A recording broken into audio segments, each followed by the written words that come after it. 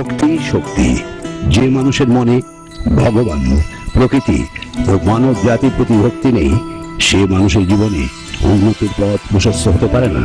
তাই শ্রী শ্রী গৌরশাস্ত্রী বলেন, শুধু দেবতাই নয়, সমস্ত মানব জাতির প্রতি প্রেম ও ভক্তি তোমায় মুক্তির পথ দেখাবে। আপনার হতাশা, কাজে বাধা, প্রণয়ের বিফল, অবান্তর শত্রু এসব সমস্যার সমাধানে একমাত্র পথের দিশারি শ্রী শ্রী গৌর শাস্ত্রী। বকুল অমাবস্যার এই মহাপুণ্য লগ্নে তারাপীঠে তিল ধারণের জায়গা নেই। গৌর শাস্ত্রী তিনিও এসেছেন এবং তার লক্ষ্যে তিনি এগিয়ে চলে এসেছেন এবং সাথে অগণিত অসংখ্য ভক্ত শিষ্য অনুগামী তাদের প্রত্যেককে সাথে নিয়ে এসেছেন তাদেরকে ভালো থাকার সেই উপায়টা অবলম্বন করতে। হ্যাঁ, সেই কাজটি তিনি করে চলেন এবং এই মুহূর্তে তেমনই একজন মানুষ আমার সঙ্গে রয়েছেন। প্রথমে একটু পরিচিত হয়ে নিয়ে তারপর জানবো। হ্যাঁ, আপনার নাম পরিচয়? পান, হাওড়া থেকে এসেছি। গুরুজি, গৌর শাস্ত্রীকে আপনি কতদিন ধরে চিনছেন? আমি 6 মাসের ওপর চিনি এবং বললে বিশ্বাস করবেন না, ওনার বেহালার চেম্বারে আমি ঢোকা মাত্রই উনি আমাকে দেখেই বলে দিলেন যে ওই ঠাকুরের পুজো করলে কি এই সমস্যার সমাধান হয় রে। মানে আমি অবাক হয়ে গেলাম। আমি তখনও চেয়ারে বসিনি, আমি ওনার দিকে তাকিয়ে দাঁড়িয়ে আছি যে উনি আমাকে দেখেই বুঝে গেলেন যে আমি কোন ঠাকুরকে পুজো করছি, কোন দেবীর পুজো করেছি। আমি অবাক হয়ে গেলাম যে এতখানি ক্ষমতা মানুষটার।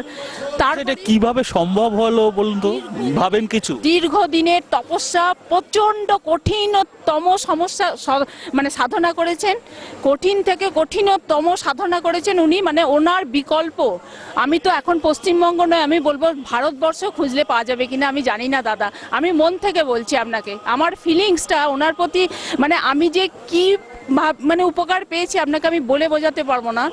মানে আমি দেখুন, আপনি হয়তো চেনেন এই অরুণদা, দেবুদা সব বাবার কাছে যারা থাকে, আপনি হয়তো ওরা বললে ভাববেন ওরা চামচাগিরি করছে, কিন্তু আমি তো বাইরের লোক।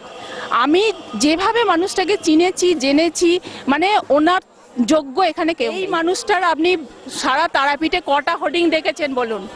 আর প্রত্যেকটা দেখুন, অমুক শাস্ত্রী তমুক মহারাজের হোর্ডিংয়ে শ্মশান বলুন, বড় রাস্তা বলুন, তারাপীঠে সব ভর্তি হয়ে গেছে। আপনি গৌর শাস্ত্রীর কটা হোর্ডিং দেখেছেন? এই মানুষটা নিজের ঢাক নিজে পেটায় না, প্রয়োজন পড়ে না। দাদা, আমার চোখে দেখা এই গৌর শাস্ত্রী আমার জাগ্রত ভগবান। আর যদি প্রকৃত কেউ কাজ পেতে চান তাহলে ওনার কাছেই আসুন। বেকার চিটিংবাজদের কাছে গিয়ে অর্থ নষ্ট করে কোনো লাভ নেই। আমার নাম সাধন চন্দ্র সাধুখা। প্রথমত বলি, এখানে আসা যে মানুষটির কাছে এবং তারা মায়ের কাছে তো সর্বাগ্রে, কি জন্য এসছেন? উনি মানে ওনার কাছে এসছি কাজের জন্য। আমি অনেক কাজ পেয়েছি, আজকেও একটা কাজ নিয়ে এসছি খুব বড়। বাচ্চা তার পড়ে আছে, মানে ওনার যা মানে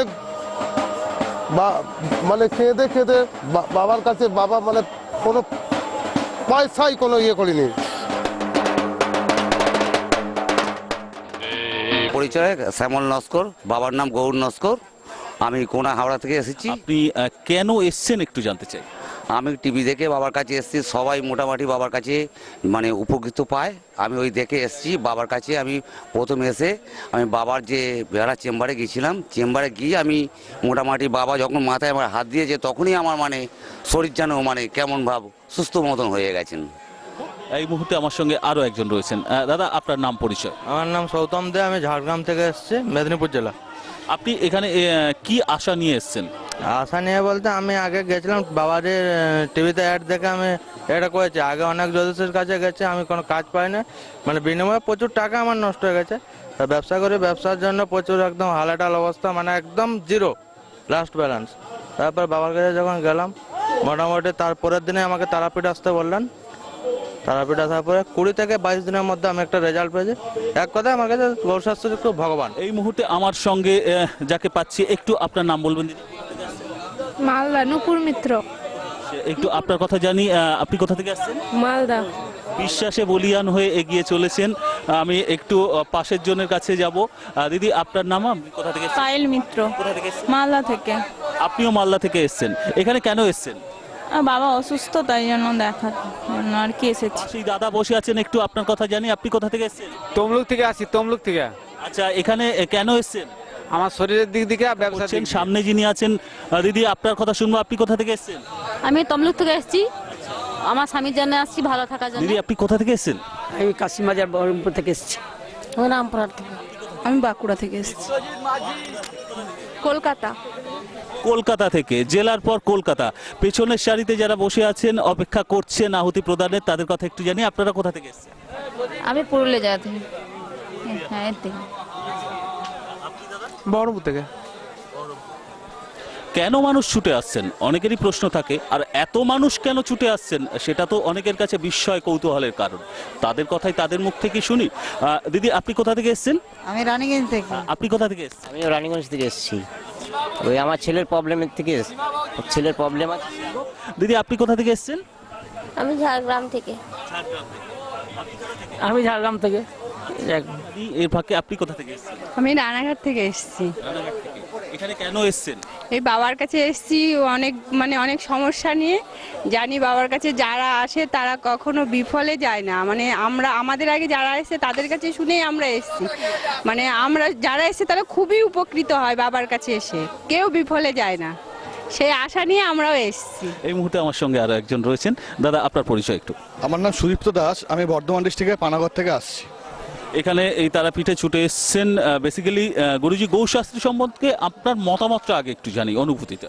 প্রথমে হচ্ছে আমি অনেক জ্যোতিষতান্ত্রিক টিভিতে অনেক অ্যাড দেখেছি, অনেক জ্যোতিষতান্ত্রিকের কাছে গেছিও, কিন্তু গৌশাস্ত্রী বলা হয় এক ভিন্ন চরিত্রের মানুষ। কেন? কারণ উনি সবাই একটা আজকালকার দিনে প্রফেশন হিসেবে জিনিসটাকে বেছে নিয়েছেন, কিন্তু উনি নিজের সন্তানের সমস্যা দূর করতে হবে একজন বাবা হয়ে, যেমন সন্তানের সমস্যা দূর করার জন্য বাবা তার আপন প্রাণপণ দিয়ে চেষ্টা করেন, তা উনি ঠিক সেই রকমই প্রত্যেকটা মানুষকে নিজের সন্তানের মতো ভাবেই সেই প্রাণপণভাবে উপকার দেওয়ার চেষ্টা করেন এবং দেন।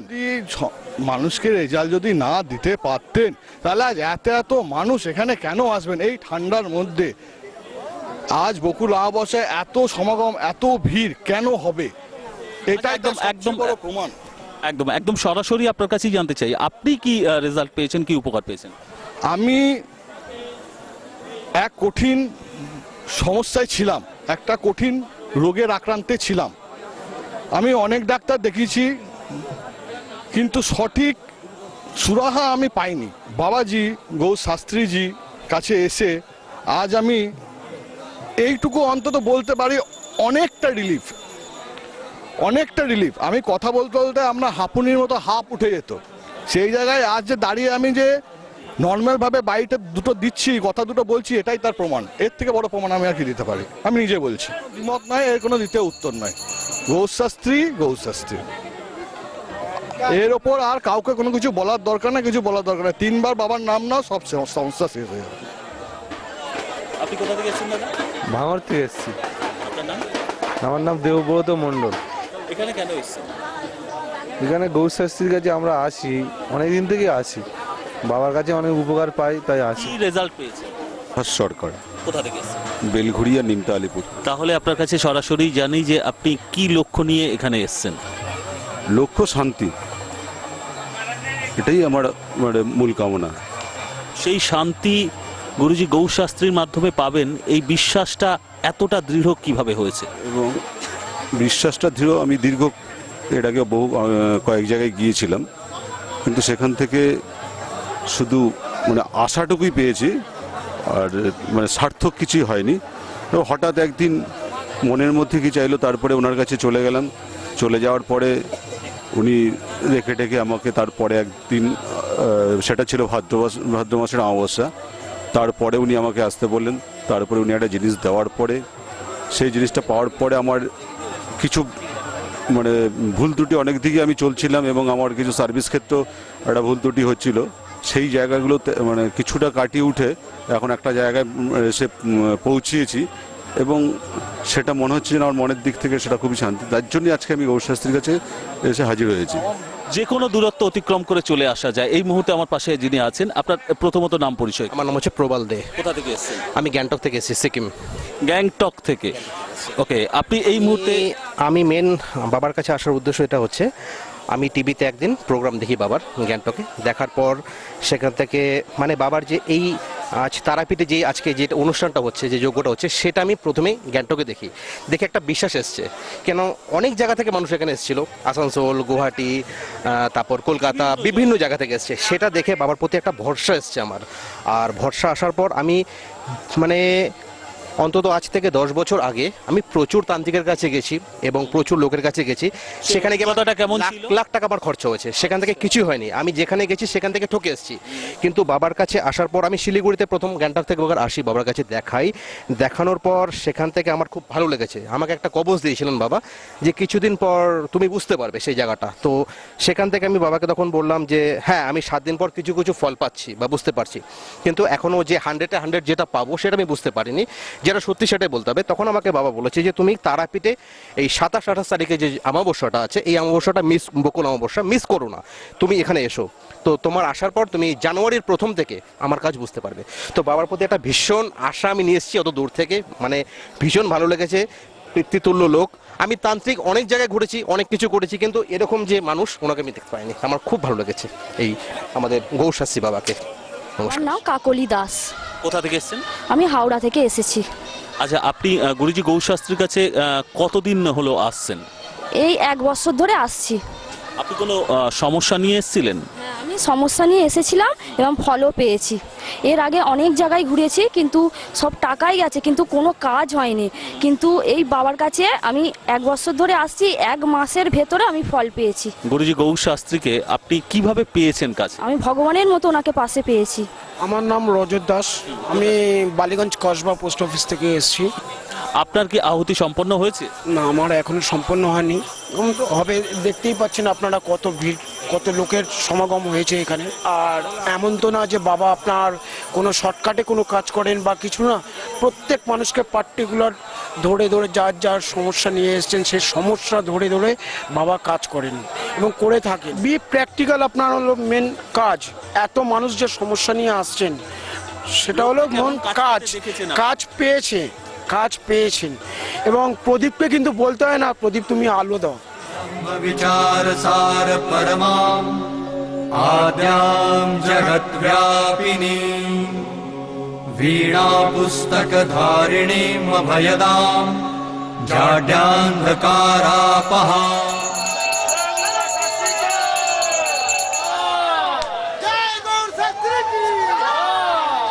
এই মুহূর্তে এক অভূতপূর্ব দৃশ্য অনেকের সামনেই অনেকেই দেখলেন, এবং তার পেছনে রহস্যটা কি সেটা অনেকের কাছেই কৌতূহলের কারণ। কিন্তু যাদের কাছে সেই ফলটা একান্ত দরকার, এমন একটা গুরুত্বপূর্ণ বিষয়, তাদের কাছে বোধহয় সেই প্রাপ্তিটার আগে তারা সন্ধান করবেন। ঠিক এই মুহূর্তে সেই সন্তানকে কোলে নিয়ে মা বসে আছেন।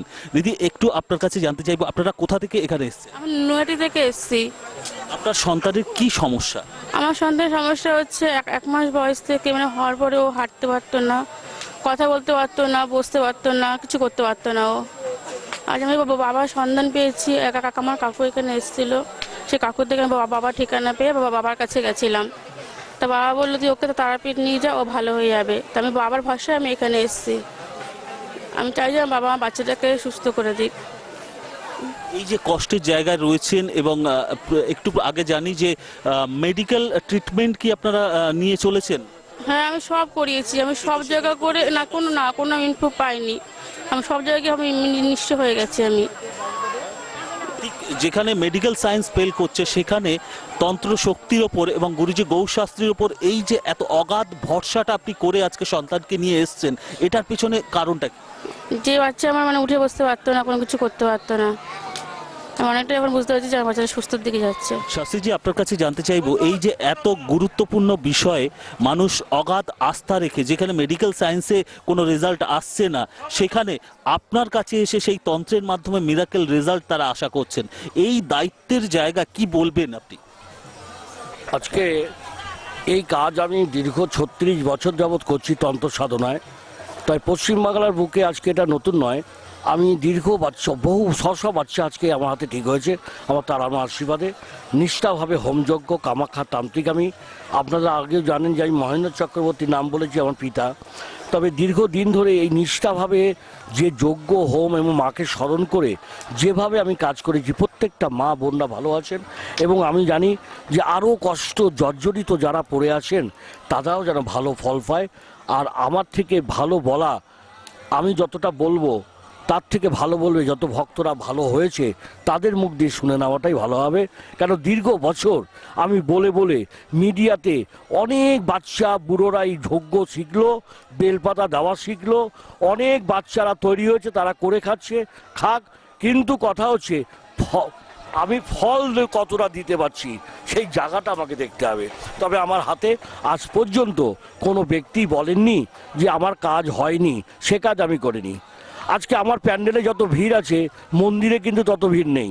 একজন বলছিলেন, এক তান্ত্রিক এখানে গেরুয়া ড্রেস পরে যাচ্ছিলেন আর ওখানে বলতে বলতে গেলেন যে মন্দিরের থেকেও নাকি গৌরশাস্ত্রীর কাছে অসংখ্য লোকের ভিড়। এই ভিড়টা কেন? দীর্ঘ ৩৬ বছরে আমি ঘরে ঘরে মা বোনদের কাজ দিয়ে দূর দূরান্ত বাসিন্দারা আজকে টেনে বাসে গ্রামে চেপে আজকে আমার কাছে এই আগুন বোম্বার সামনে বসে আছে। আজকে এই যে বাচ্চাটা জন্মাবার পর থেকে মেডিকেল ভেলোর থেকে নিয়ে ডাক্তার বদ্যি বহু লক্ষ লক্ষ টাকা ব্যয় করেছে গরিব মানুষ। আমার যতটুকু সাধ্য হয়েছে আজকে আমি তার 4 আনা কাজ বুঝিয়ে দিয়েছি। বাকি যে 12 আনা, সে 12 আনাটা আমাকে একটু সময় লাগবে, আমি ঠিক বাচ্চাটাকে ঠিক করতে পারবো, এটা আমি জানি। বাকি সব ভক্তদের থেকে শুনে নিন আমি কি করেছি। আমার বলাটাই বড় কথা না, কথা হচ্ছে ভক্তদের। আমি বলবে যে গৌরশাস্ত্রী বাণী অনেক কিছু বলছে, আমার সময় নেই, এত ভক্তদের এখনো কাজ করতে হবে।